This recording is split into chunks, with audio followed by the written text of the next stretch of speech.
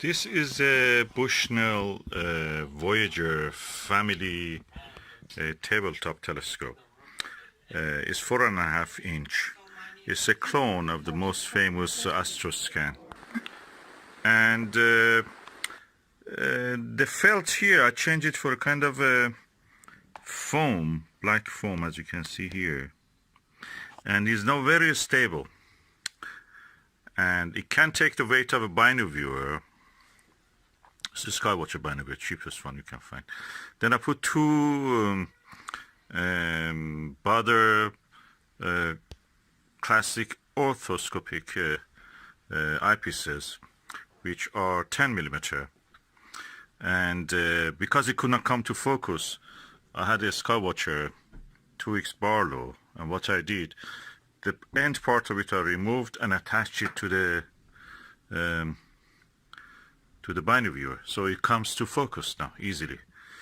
And now I can actually see in the Binoviewing without having a big telescope.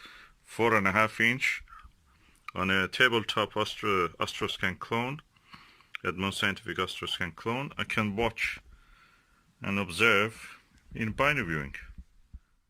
The set I was talking about, this is the Barlow. 2x Barlow. If I had a weaker one, probably I would have used it. I have to dig for it, but at the moment that's enough.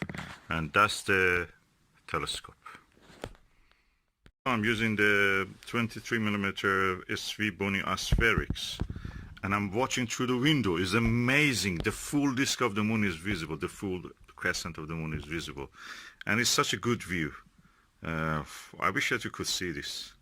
Is there a way to show this? I'm not sure.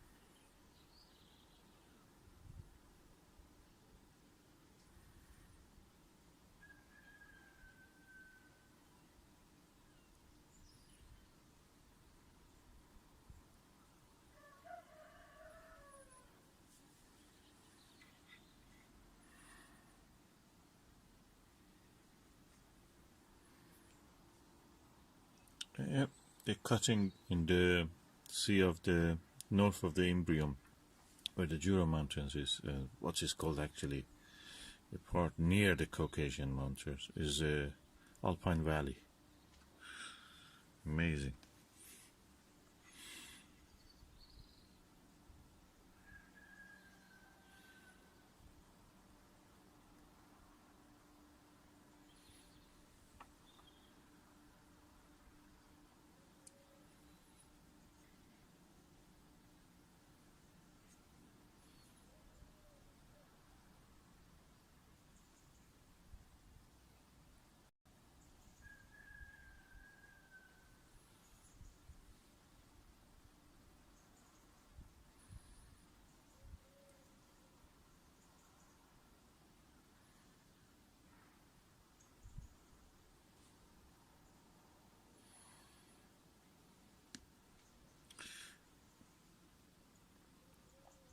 This is lower part when you see the parallel dotted line as if parallel to that mountain, inward to the Sea of Rains, is where the Apollo 15 landed,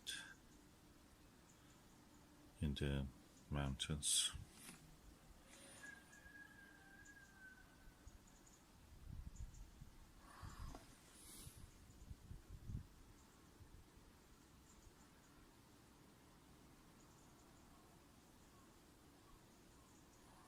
I'll try to zoom on down.